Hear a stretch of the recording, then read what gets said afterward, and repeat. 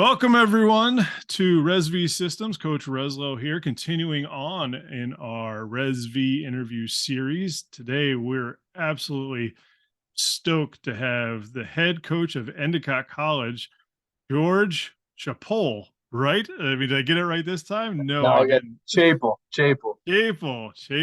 Chapell. I've said your last name wrong for about all of our lives and our volleyball lives, and maybe that's why every time you see me, you thump me with your team.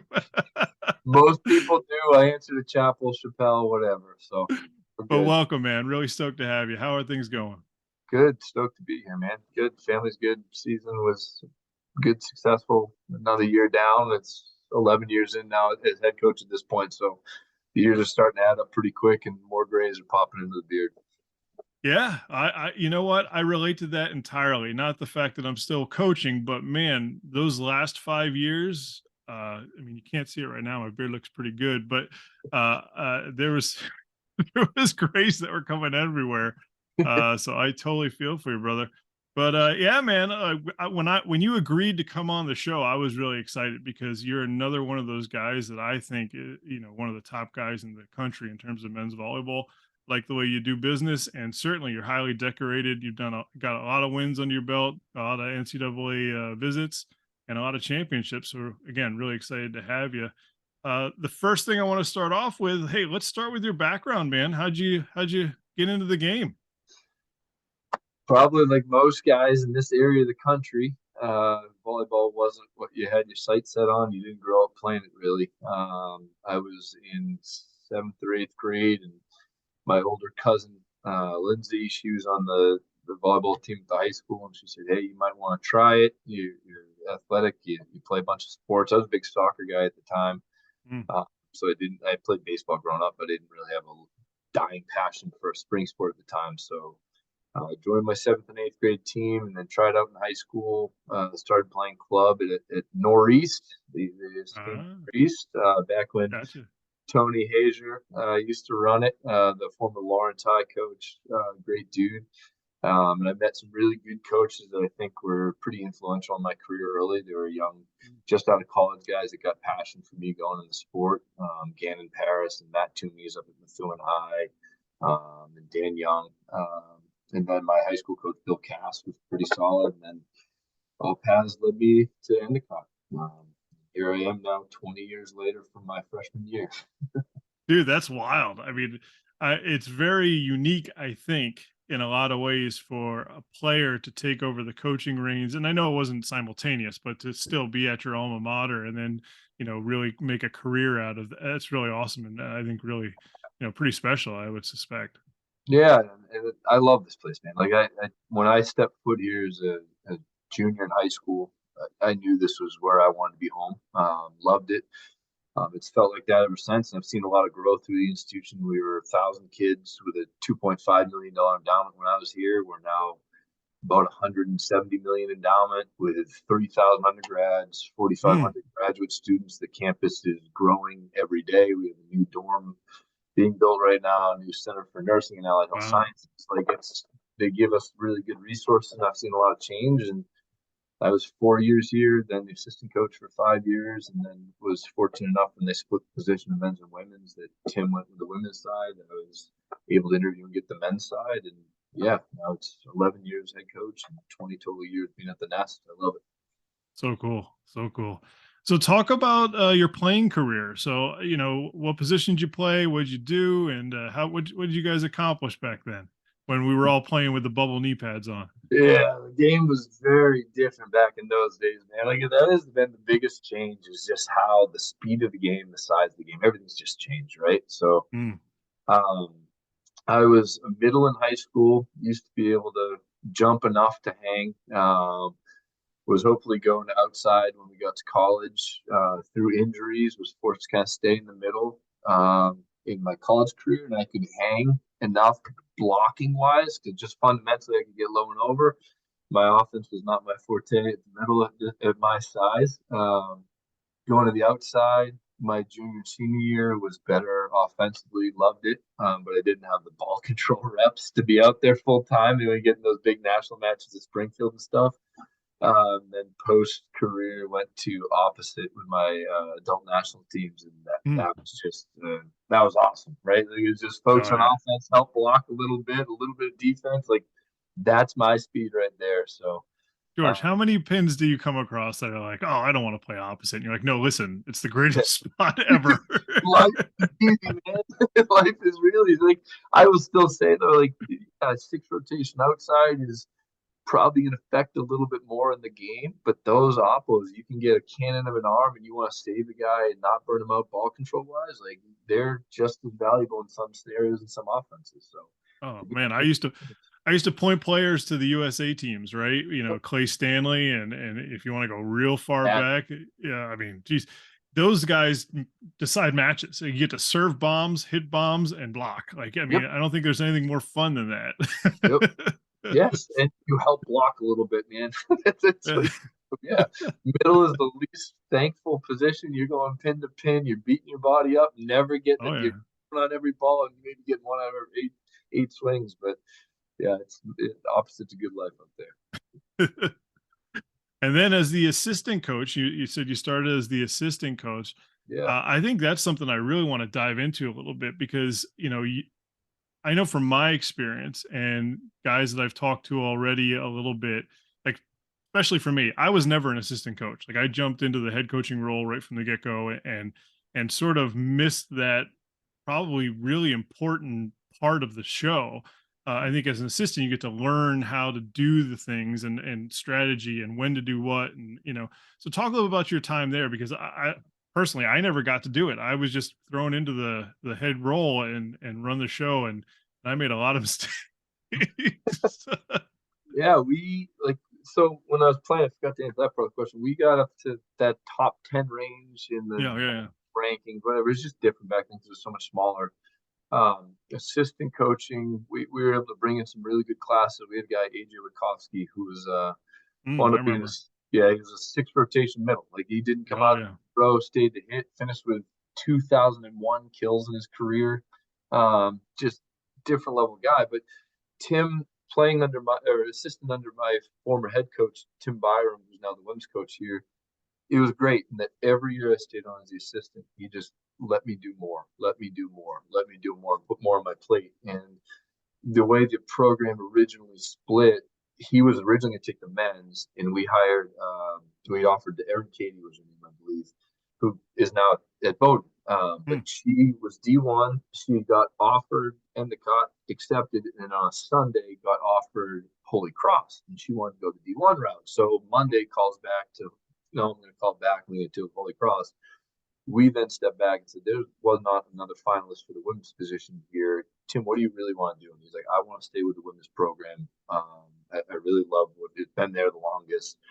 So then we reevaluated. It was a year-long process where he let me take over recruiting completely. It was my cup of tea there, and I'd helped a little bit in the years past with arranging visits and stuff. But now it was all on me. So I was able to get the game experience, listen to them, kind of be a sponge, especially that last year, and build up my portfolio and show that, hey, I know how to recruit to Endicott. I can tell the Yeah. story. I've been here for so long. Um, and then, yeah, that was the biggest thing my last year was really all the recruiting is on me. He stepped back and said, I don't know if this is going to get you the job or not, but I want it to be your best foot forward. So he Hmm. hands off, coached a little bit, and I was blessed to have a really good team that played for Tim and then came back under me. And yeah, but coaching, I think, assistant coaching especially, that was the biggest thing for me is getting the teeth into the recruiting back end of it. Yeah, and it's the hardest part. Recruiting is getting horses in the door. You might be the best X's and O's guy in the world, but if you don't have the horses, it doesn't matter. So the recruitment aspect is gigantic for a lot of reasons, but that's one of the main ones. Inquiring minds want to know. I had heard that Tim Byram is a hell of a ping pong player. That's what I had heard. So With the associate AD at Johnson Wales for a little bit was an Endicott guy, and he used to tell stories. Evan McDermott, yes, so Evan, I love Evan. yeah, he was up here last week. We said hi. So Tim, so this is gonna get back to him somehow. He is the most maddening individual to play any sports against, especially the ones that are like fringe, really don't matter, like ping pong. We used to play a slow pitch game against the basketball team here on like May 5th. It was always our big thing, men's volleyball, men's basketball. And Tim would park him on the roof of our old facility down on South Campus. Like, Nice. he's really good at racquetball. And little secret though, Tim used to be a manager of a tennis and racket club post Ah, graduation in college. So he started gotcha. at sports there, and then all of a sudden wows you because you come in and he's now what? Yeah, he's 51, 52. He just knows all the cuts, all the angles on a racquetball court, would know how to place it, get the dead bounces. Like he is just sneaky athletic. And ping pong was another one. He just has a great feel for that racket. So That's Tim, awesome. yep, it's maddening. And actually, I want to pivot on another story with AJ. So, um, I got into the game in 2009, and as I mentioned, I was given the head coaching job right from the get go. From being a head coach at high school, I didn't really have an opportunity to be an assistant coach. So at the college level, and '09, '10 was not fun. Like it was pretty hard in a lot of ways, and certainly I took my licks, and but I think it was either 11. It must have been 11. It was either 10 Uh, or 11. he graduated in 10, so it's probably 10. So it must have been 10. It must have been 10. We hosted a tri match with Endicott, Hunter, and ourselves. And we were the cannon fodder for you guys. And our team was young and small, and didn't have a lot of, we didn't have the horses to deal with any of you guys. But that match between you and Hunter was one of the more fun matches I'd ever seen. Like I sat and I was like, that's what I want to be. That's what I want to be someday. I want to look like those teams. And AJ went off. Like it was AJ versus Zachariah Rapol from Hunter. That's, And that's it was wow. just such a cool match. And I remember I saw, I think AJ put up 26, 27, something like that. Like he did work. But I remember Zacharias, there was a ball that was shanked. He slid to his knee outside the court instead of 31 to completion. And I was like, my God, like again, so many cool things on both sides happening. And I just remember thinking, I want to be that good. That's how good I Wow. want my teams to be. It, So yeah, I it was remember those awesome. teams well. His recruiting story is one of the funniest things too. Like we went out, so I played with AJ for 2 years and then coaching for 2 years. In oh boy, 2006, we went out to 2005. We went out to Elms, and Elms used to play in the basement of a church, and there Really? Oh, your bench used to be up against a wall, 4 feet from the sidelines, 5 feet on the other sideline, and there was no room for bleachers anywhere, so they had them off of a baseline when you'd walk on the end line. oh So you'd walk jeez. in through the bleachers. It's like felt court on, and then all of a sudden it's the sport court on top of felt on top of this old church basement floor. It's bizarre. We went out, or we had bus issues, I think, at one point, and we were late getting out there. We played a terrible match, and they took it to us. And AJ was in attendance there, and he must have said in his head, like, I could start for these guys. Yeah, exactly. That campus, we had been pretty good in years past and just had a down years. So then Yeah, sometimes it happens. him, Ben, AJ, Dan Coleman were there. We had a really good class that year, their 2010 year. So it was fun. So what you're saying is that Elms whooping changed everything. but, but it's on a different trajectory at that point. Yeah. Yeah. That's awesome. That's awesome. So moving to the head coaching job, you start getting going there. I guess one of the things that I think would be interesting to talk about are some of the pitfalls that you ran into right from the get-go as the leading head coach, because I know I got plenty that I can share too. And then also some of the best parts of the job. It, I think the biggest thing, like when I took over coaching for recruiting for Tim that last assistant year, he was still there, right? Like it's still his name. He's still funneling a lot of emails my way. When you get out and you're the head coach, every institution, I think Evan Giglio at Wentworth probably talks to you and me about this.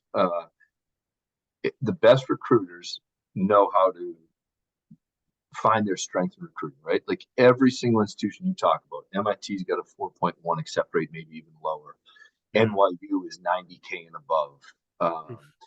Every single place is going to have its pros and cons to recruiting and how you get there. but how does a recruiter play to their strengths while limiting their weaknesses? It's going to be the best recruiter. When I came out and I got the head job, I'm like, all right, I've got 10 to 15 guys that are telling me we're their top choice. Sure, they're probably telling 5 to 7 Everybody. schools that, right? Yeah, Exactly. everybody. As a young coach, you're like, all right, I got those 10 to 15 guys. And I think I yielded a class of one that year.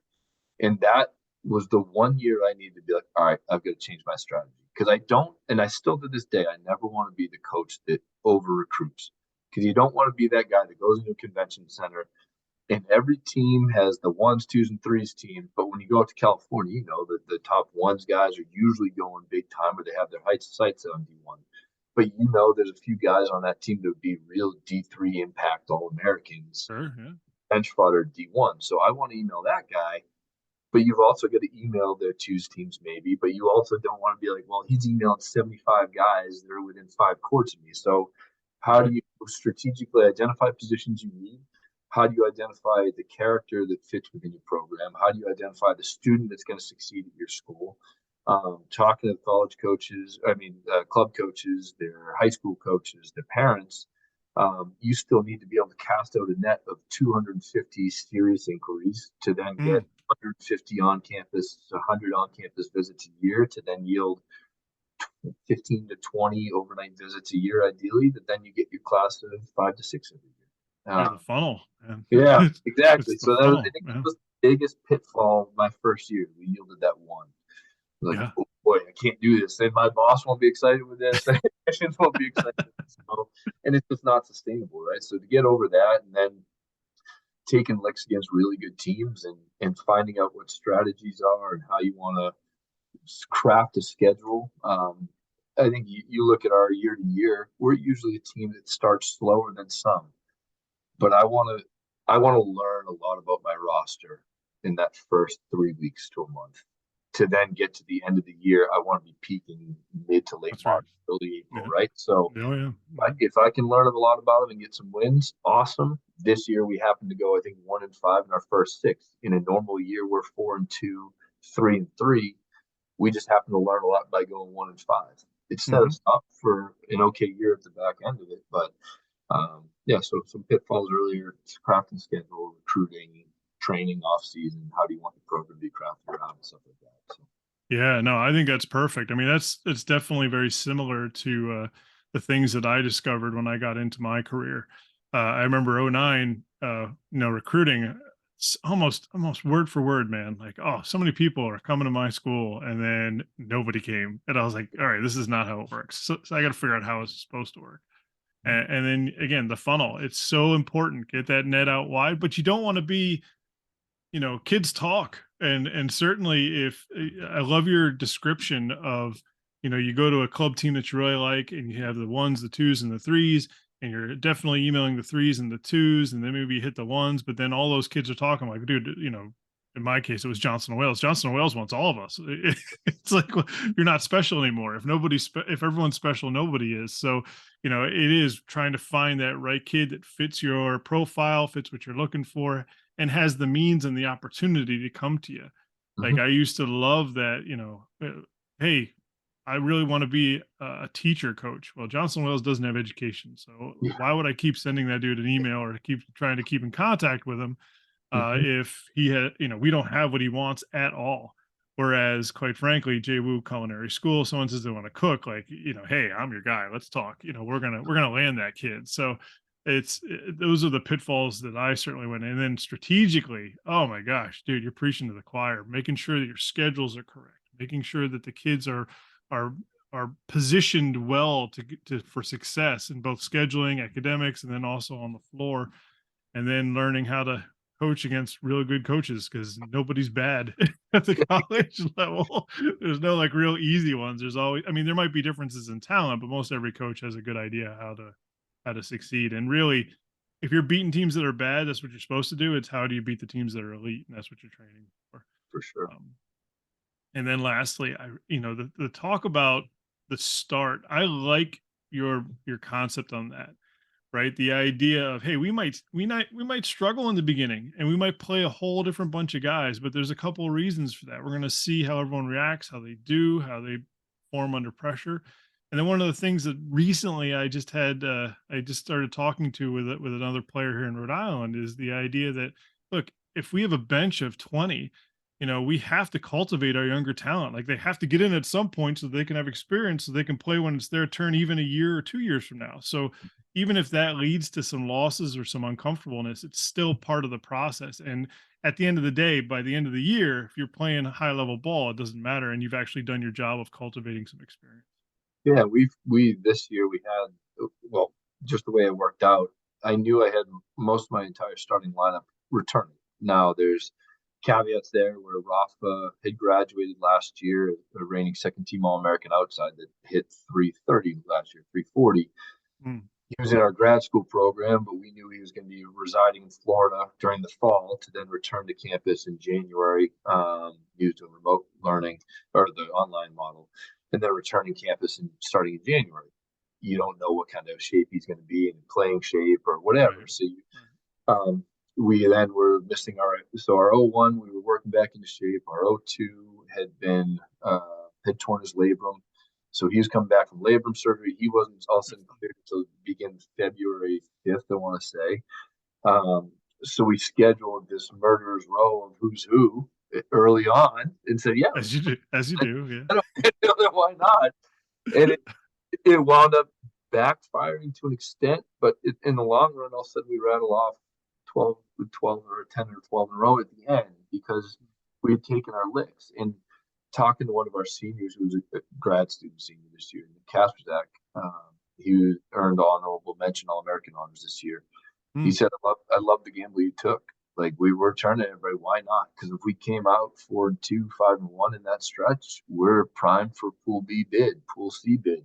Right. We just didn't happen to, but we kudos to the guys. They stayed on board and stayed with it and fought for each other and kept grinding the rest of the way and really pulled out another successful season. So And that's the hard part. That's the hard part with that gambit is that, you could be in a situation where you lose a bunch of matches and then you can lose sort of the vibe of the team, and it takes your leadership certainly to get that steered, even though things are tough. But also, like you said, it takes the guys to come together and say, look, this is just, you know, we haven't lost anything. We're just playing in a rough stretch. And then what really matters is the second half of the season. So yeah, and I'll attribute that to all these guys. We were lucky enough to have 10 seniors this year. We lose half our roster this year. Uh, mm, but without their leadership and their mindset of keeping, we had 5 juniors and then we have 6 freshmen. So it was a 50-50 split of seniors or juniors and freshmen. So these seniors really took it on themselves to keep pushing forward and they kept the vibes great. They kept the energy great. I would give all the credit to them on that one. That wasn't me at cool. all. Try to coach them, but it comes down to so they did a hell of a job with that. Yeah, well, that's also a testament to the culture you've created. Like, the culture throughout your tenure has been solid, and that was one of the hardest things at Johnson and Wales was to create a culture that would continue to be successful. And oftentimes it didn't work out well. We had years up until the fall where we were quite good, but the culture was still in transit. And really, my last year, the culture was really bad. Like sometimes even though you're doing everything you possibly can, it doesn't work out. But it's testament to you and what you're doing over there. Thank appreciate it. So let's move to another question. What events mold you to the coach you are today, my friend? Hmm. Say just being fortunate enough to be around good people, right? Mm, Like my high school coach was a bit more of that old school yell guy, but he was really passionate about boys volleyball in Massachusetts when it wasn't too huge. And he was a great guy, great role mm. model. And I think when he retired, when we found out his last year, I reached out to a bunch of alumni that we got from 1994 all the way through that Wow. final year. I want to say it was 2020 maybe, or 2021 or 2019, that era. We got guys all the way through across roughly 30 years. And there was maybe Wow. Wow. 60 to 70 of us in the stands. We had a big dinner afterwards. So, I mean, that the passion of growing juniors in New England at the time, Had young coaches there, and then have had Coach Byram here, who he dedicated his life to the sport. Right, it was he did men's and women's for 13 years. That's a grind, man, because you're in Oh, season from yeah. August Oh boy. all the way through May the next year, and then you got to go recruiting during the summer. So he sacrificed a lot. And then around here, we've got great culture. I think you talk about culture; it starts here with the coaches and the people we have on board here.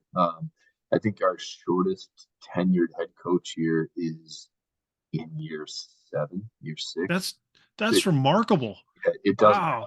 Right? So we've got Yeah. women's volleyball is now, he took over in 20, in so he's year 22. Women's soccer is like year 17, 16. Field hockey was 2008. Basketballs are in year 9 or 10. Hockey, the newest programs are 9 or 10. Wow. It's Wow. That is remarkable. and it's a really good environment to be around, right? Like I want to say we average as a department 5 to 7 championships conference a year. Hockey was just hosted the national championship in the Frozen Four. Baseball finished in the Super Regional. They're ranked number 5 right now. Softball, women's lacrosse, men's lacrosse are all regionally ranked. We were regionally ranked at the end there. Same with all our fall sports. Football hosted an NCAA game this year. We were up to number 4 for a few straight years there, like in the 2019 range. Mhm. It's just this expectation of you've got to win. Mhm. It's great to have that pressure internally, and we've got really great sounding boards and resources from our admins to our other coaches. Like if you're struggling with a concept or an idea, you just go sit down and plop down in another coach's office, and we're all really good friends. And you have Cool. conversations about recruiting, conversations about the balance of family life, conversations about academics with the student athletes, and just you're able to talk through one scenario with 5 to 7 different coaches. And it's a resource that talking to my friends doesn't really exist at many other schools that Agree. we're really fortunate to have in house. So the lumps and events that maybe who I am or coaching, or just I would say being surrounded by really good people. And for me personally, most importantly, I'd say is being surrounded with or supported by a great wife. She is, I think, as we all know, man, like it's you miss a lot of family time. And I've got Mhm. 4 young ones that are now 9, 7, 4, and 2. Um, to have the support of my wife and my family is second to none. So Absolutely.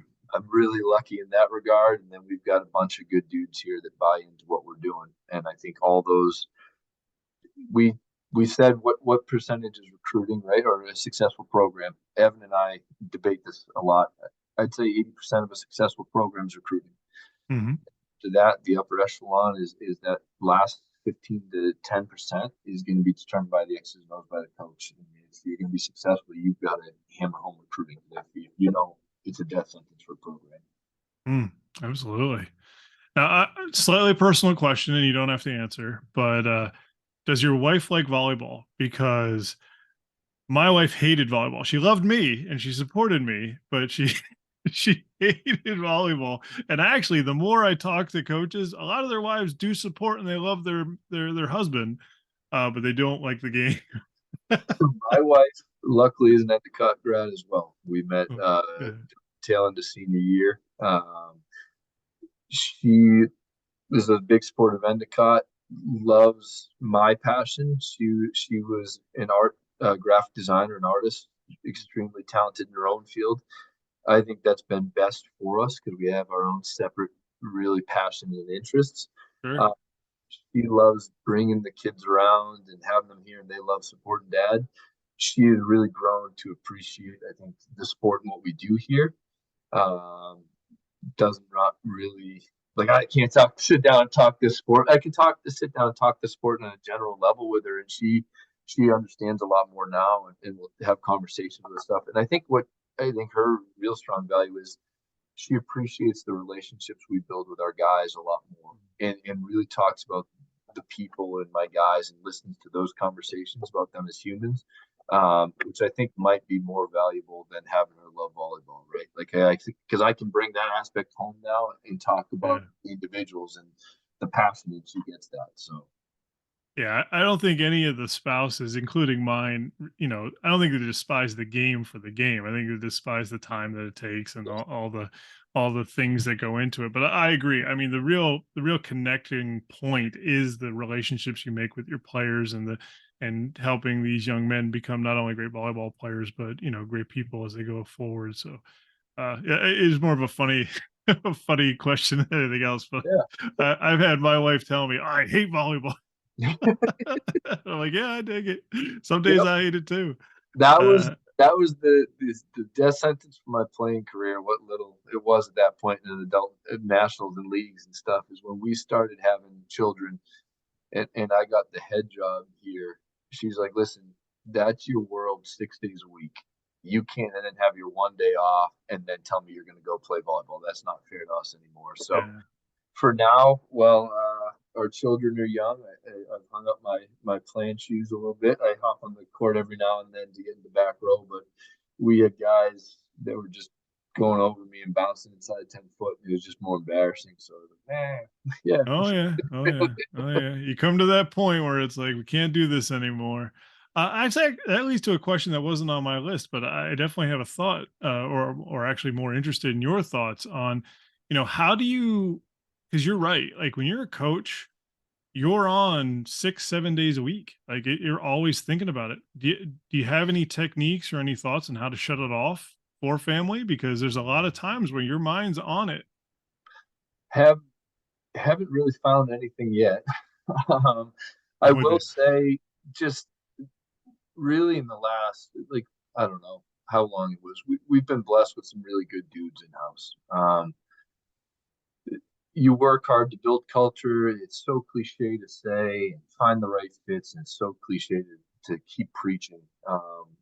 But when you find a really good mix, you all of a sudden can take a deep breath, right? And it's the last few years, especially, we've just had I don't even know for how long. We've had good dudes in house that Mm. I know when I go home at night on weekend night, I don't have to worry about much. Like they're gonna enjoy their college experience as I want all kids to, because these were the best 4 years of my life. Being here as an undergrad, obviously I haven't left in 20 years. I want them to have that same experience on the back end in 15, 20 years down the road, like I do. I look back on those 4 years, like I met some of my best friends in the world.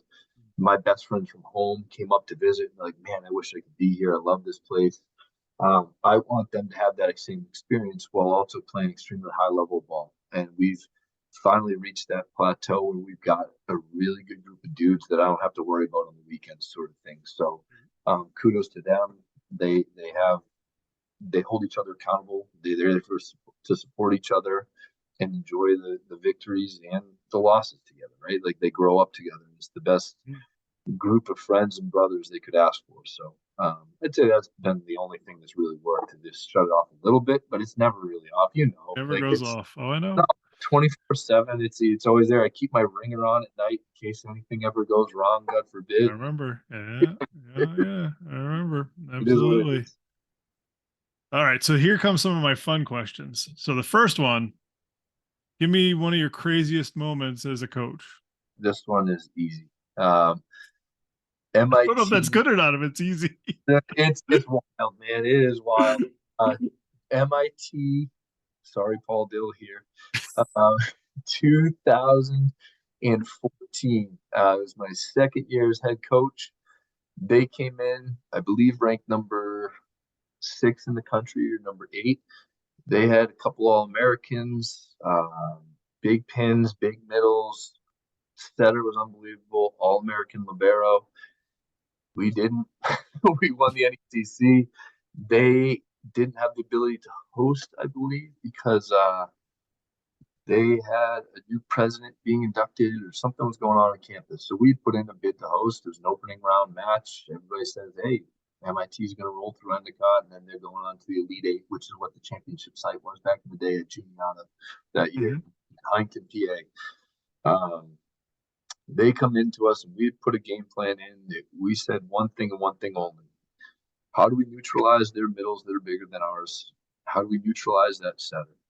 And all we've got to do is put every first ball on. cut shots, roll shots, swings from any pin, any middle. We just put everything back at one and dumped it on him. So now Lib's coming in, taking second ball, and he's going pin to pin. We've already identified, and wherever that dig went up, we just shaded that way and cheated. So we went up 2-0 on him. Third set, our guys, God love them. I'm going to one of their weddings next Friday, but God love them. They started getting that testosterone fueled in them. Like we can start doing anything we want, and we go down 23-12. And Ooh. I call a timeout, and I'm like, all right, listen, get all the crap out of our system now. Start getting some momentum, chip away 1 point at a time, start playing our system again. We'll go back out for set 4. We lose the first point of that timeout, so we're down 24-12 at that point. And then we win. We side out to go down 24-13. And Tyler Bacon, our setter at the time from Cypress, California, God love him, hadn't made more than 3 standing floats or running floats all year, goes back and chips away and chips away and chips away. Paul Oh calls no. timeout, chips away, Oh chips no. away. Oh no. Paul pulls it all and puts him back in, calls a second timeout. You know Paul, he's Oh pretty yeah. level-headed. He's red in the face. Oh, when he gets red, that means things are going really wrong. Dude. And to win that set 27-25 after being Oh. 3-12 to come back to go 27-25. Oh. Our guys go nuts. We get to the championship site down in Huntington, PA, and they have the banquet ahead of time where captains speak on their season.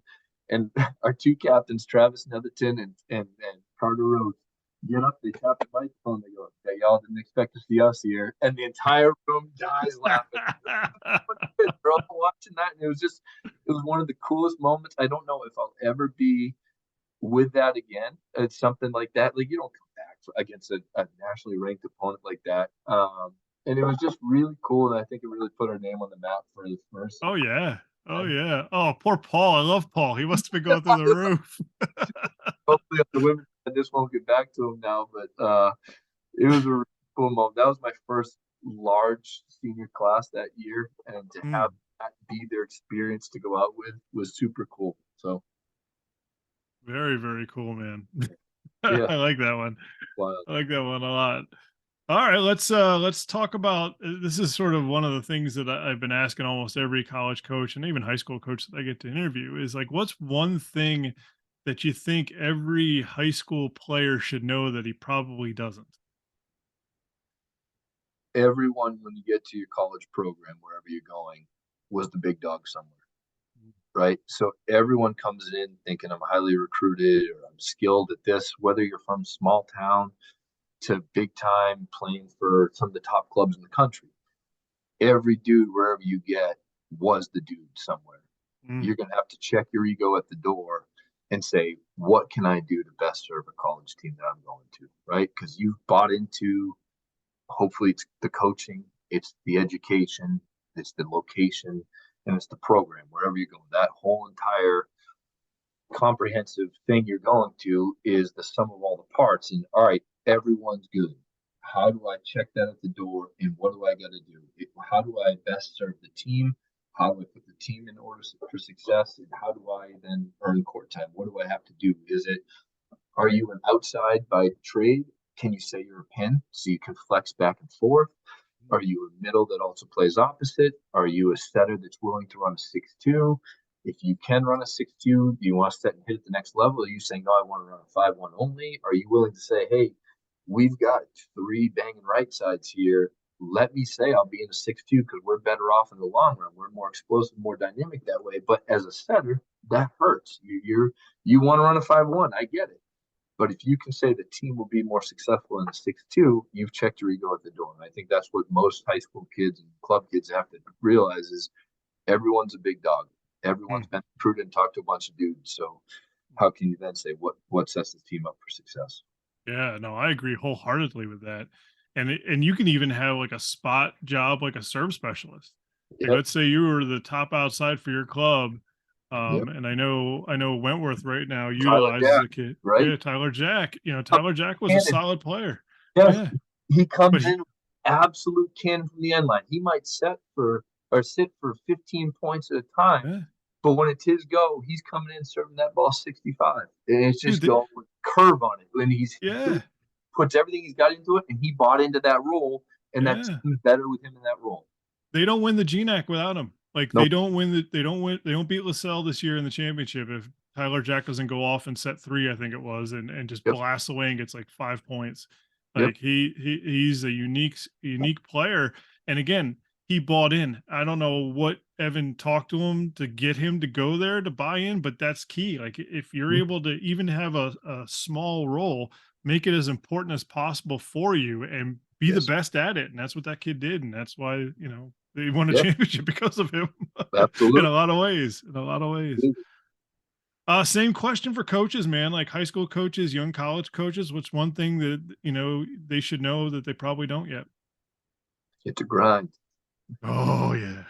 Grind, man. Like it's uh, you give up. Like you're gonna have to sacrifice, right? And most of us sacrifice pay to do it. Time with family, I think is most important. The older I've gotten now, the older my kids are getting. Um, it's so rewarding, though. It is. All of us get to this point when our meaningful playing days are behind us, right? You can keep on going and playing in adult leagues. It's just never the same. Once your final college game, once you hang that jersey up for the last time, it's all different after that. Mhm. It is so rewarding to be around college age guys, know their stories, get to meet their families, and to see after 4 years, well, now COVID waivers 5 and 6 years, but after 4 or 5 years, to know you've invested so much time in them and they appreciate it wholeheartedly and give it back to you and they trust you, right? Like most of our rosters from out of region. We don't do or have a lot of New England. We have a few more coming on board next year, including Rhode Island guy. Oh yeah. But most of our rosters from the Midwest to New York to Midwest to West Coast. And that's where we made our hay. We've done well there.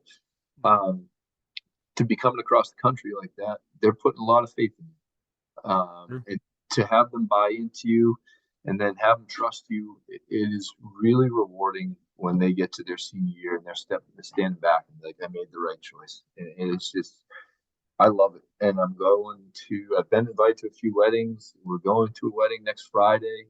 Um, my kids growing up, my kids are growing up calling my guys the boys, and they Mhm. come and we spend time after matches now just playing in the gym. I give them a ball and they go around. My guys get down the court, play with the 2-year-old or the 9-year So old. They're cool. teaching them fundamentals, and it's really cool to see. Obviously, we're chasing that first national championship like many programs are, but we're starting to get guys are coming back for weddings. They're coming back with their kids. It's just Yeah.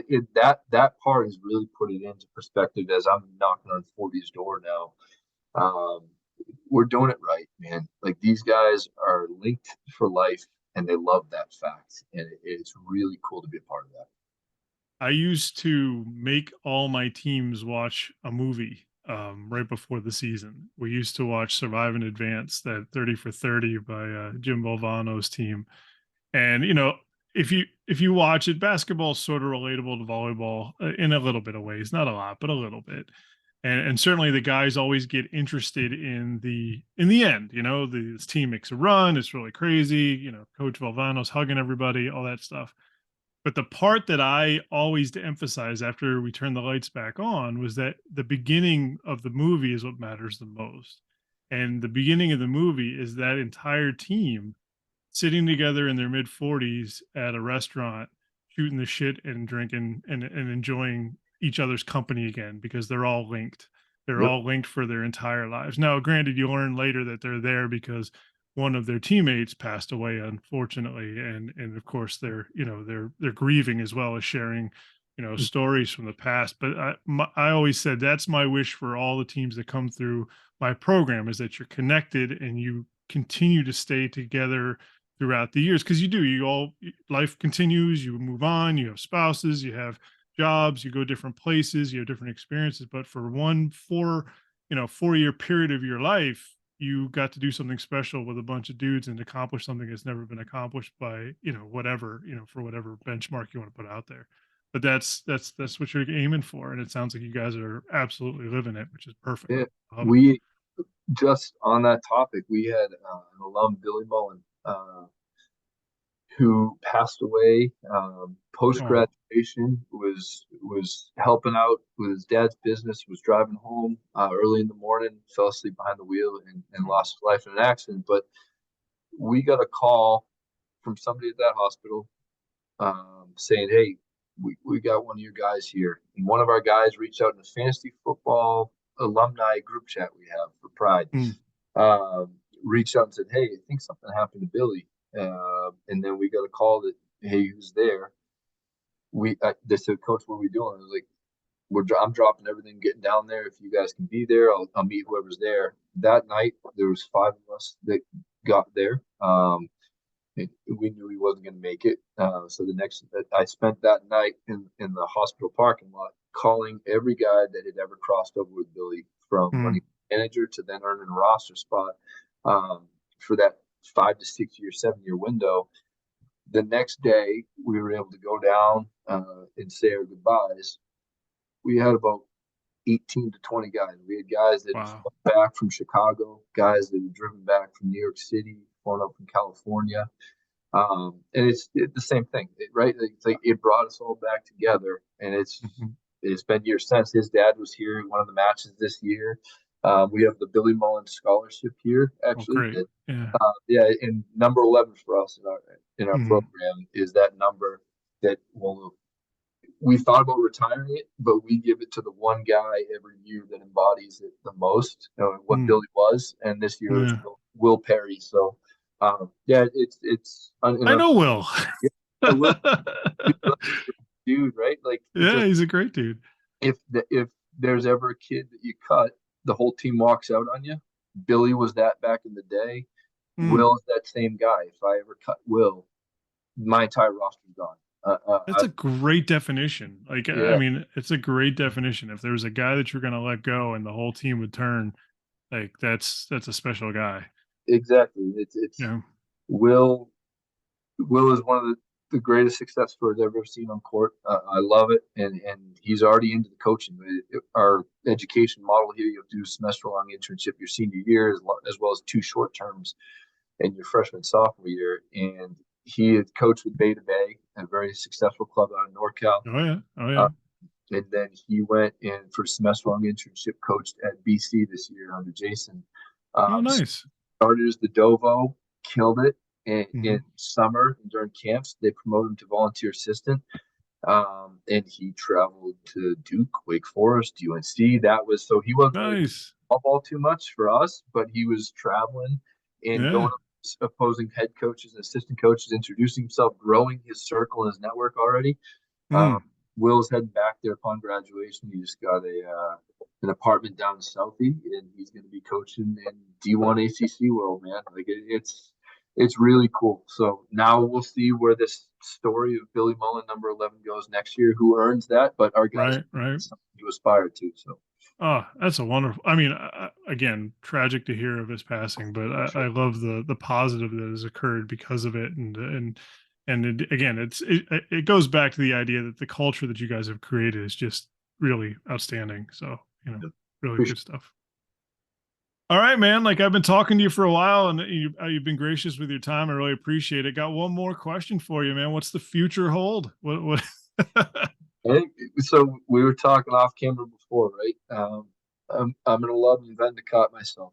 Um, the team that was here when I was here, my upperclassmen, my teammates, my underclassmen, those were some of my best friends. And although distance in life has brought us different ways and different places, we still stay in pretty frequent touch, and we see each other at different frequencies. Um, I've now been the head coach here for 11 years, going on year 12 next year, assistant for 4 years before that, 5 years before that. I want to retire from here someday, man. Like I'm sure there will be other opportunities at some point in time that will make us stop and think. Um, I love this place. I Mm, believe this is somewhere where we can win a national championship and should at some point in time.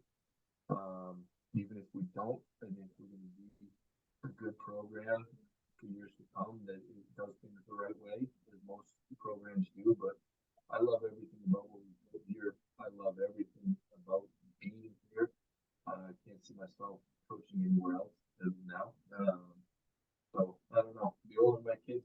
you start missing some other stuff. So I just want to make sure I'm there for them. But if someday, who knows, 25 years from now, I can hang them up on this door and walk out of here, I'm a really happy guy. Sounds great, man. Well, again, George, thank you so much for your time. I thought the interview went really, really well. Thank you for also, adding to the coaches that I've interviewed that I have a losing record against. Like, I really appreciate that. Uh, We squeaked out that last one against you, I think, in 5. You and us, I think that year is. Well, my favorite part of that season was we had beaten UC Santa Cruz after you had tired them out in 5. And then we play MIT, we're about to play MIT, and you go through a 5-set war with them. And then as I'm walking on the court, you turn to me and go, "All right, look, man, I've done the best I can for you this season. I've tired 2 teams out. You gotta do something." And of course, we absolutely stank. Like we played probably one of our worst matches, lose in 3, and then we play you in 5, and it's a 5-set thriller, and you end up getting us at the end. But like we can't do anything else. I'm sorry, Rez. This is the best we could do. You gotta actually win one on your own accord. It's to just go one more minute. It's such a cool world we live in, man. Right? Like the volleyball world is a small community. I was fortunate enough to cross paths with you and some really great dudes that, like, when we go to nationals, it's like a friend reunion, right? Like we get together for that one dinner every night where we just sit there and talk, and it's how the wives and kids doing. It's limited shop talk, but it's just the good people, right? And it's I love everything about being in this world and this group of friends we have. That remember when Evan had his first kid, he texted you and I a picture of him, and it said, Yeah, "Welcome that's to the right. world." Now I don't know if it's out there, but he has a second child. Yeah, the second one. Yeah, I was watching his team play in the Yep. NCAA tournament. I'm watching it, and I'm like, "Hey, he's not on the bench." So immediately I text him like, "Evan, you all right, man? Like, you're not on the bench. It's a little strange." And he's like, "Dude, I just had a kid." I'm like, "Oh, wonderful! Congrats, man." Yeah, it was he and I were talking, texting about it, and ahead of time, I was like, "Hey, this is the plan. This is what you got to do. Fisher in the first round, second round, blah blah blah. Just friendly talk as is." He's like, "Yeah, it's I won't be there though." I was like, "What?" He's like, "Because he was on the All American committee and the head of our region. Yeah, I'm the head of the All American committee for the next 4 years. So he had said, "Hey, if something goes wrong, you need to head the region for me, and I'll send you a text letting yeah, me know." And that text never came. So we got through the All American calls great. Um, but then all of a sudden that happened. So it's we all want to beat each other, right? Like we want to destroy each other on the court, but then like we sit down and we have really good conversations, and like to joke with you after coming off Santa Cruz and MIT, like, dude, I don't know what else we can do in this right now. We tried. dude, it's what I miss the most. I mean, I certainly I'm not in the grind anymore, and I don't have a program to work with, but I loved everything about it as well. But I really enjoyed hanging out with the brethren, the coaching brethren. Like I really loved going to nationals with all you guys, with having conversations about how things work, and certainly everyone would be a little bit guarded because we're going to play each other at some point. You don't want you don't want to provide the answer, Yep. but just I just want to second your thought. Such good people, really enjoyed it. And it is one of the major things I miss about it, not being in it, is that I don't have that opportunity. So, I took up the club world, and finally I've forced a team to go to nationals, so I will get to be around Let's for go. nationals. Let's Yeah. go. Yeah. So it's gonna be like I won't even be, I shouldn't say this out loud, but I'm not going to be even really worried about us playing. I just want to get through it so that I can go hang out with you guys and and Yeah. and, Your and seat's learn. still at the table, man. We saved it for you. Well, you're too nice. You shouldn't. I've been out of the game for 3 years now, man. I got nothing. Goes But back I appreciate it. But oh, dude, just absolutely agree. Love it 100%. for sure. The only thing that gets old is Evan Giglio speaking the woe is me every single year when they're loaded. Like, stop. We don't want Well, to that's hear the well, it. that's the fun part is that everyone had their shtick, right? Like, Evan's like, yeah, we're gonna stink. I'm like, dude, you have a 6'10" outside who can just score at will. Like On the Steven, All American committee call, I was joking around. I'm like, yeah, Princeton called. They need an outside next year. We're throwing them a little and get them out of here. Steve would be like, dude, we're gonna be, well, Steve calls Labu the D3 unicorn, and says, that Yep. Evan should never say he's gonna be bad until that kid graduates. So Oh, then we can possibly believe him. yes. But Steve has his shtick, you have yours, I used to have mine.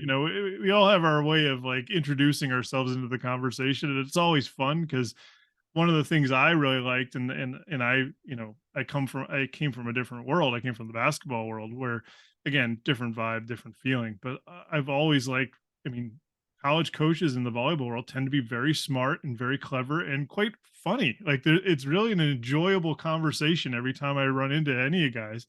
And of Yeah. course, I start this little ResV thing, and like I was like, how can I talk to my friends again? I'm going to interview them. That's what I'm going to do. It's awesome, man. When you reached out, I was like, dude, this seems like a really cool opportunity. And it's like anything for the game. I love the game. I love the people around it. And you're the combination of both. You're the game and the people around it. So it's a no-brainer. Yeah, well, understand that for me, and if you know me pretty well now, it's more selfish. Like I just want to hang out and talk with you guys again. Love it. But the game's there too, but I love it. George, thank you so much, man, and thank you everybody for tuning in. Make sure you like and subscribe. Which, by the way, every time I say it, I feel as cheesy as can possibly be because just not the world that I think I would be in, but it does help. And tune in next week for I don't even know who we're gonna get next, but I just keep asking people, and we're like I said, I'm really lucky that I know such great college coaches and high school coaches and referees that are interested. So you never know who's gonna walk in next. But George, thanks again, man. Really appreciate it. You got it. Thank you.